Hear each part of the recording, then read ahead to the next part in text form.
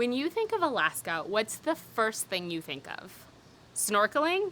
Me too.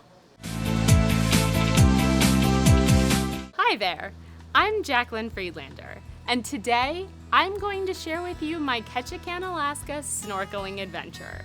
The water was a crisp, cool 64 degrees, so I suited up in a 7mm wetsuit complete with booties, gloves, and a dive hood. One of the first things I noticed was how many clear jellies there were.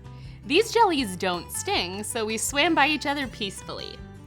One jelly species in Alaskan waters that does in fact sting is the lion's mane jelly, also known as the giant jellyfish. Fortunately, I didn't see any while I was in the ocean, but I did see one when I was back on land. They are very visible because of their bright color.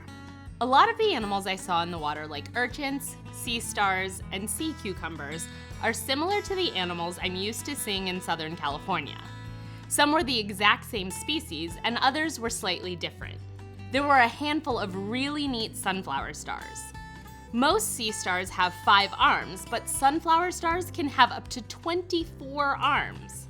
I also saw a few aptly named leather stars, which are sometimes referred to as garlic stars, because they feel soft like leather and give off a garlicky scent.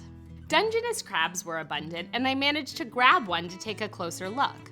Our snorkel guide told us about the crab fishing rules in Alaska, and when we were done studying our crab friend, we returned him safely to his home.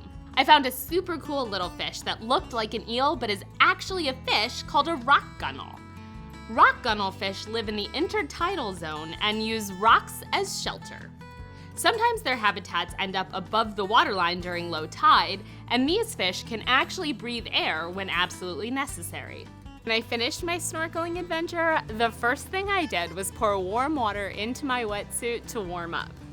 While that was happening, someone started shouting, "Orcas, orcas!"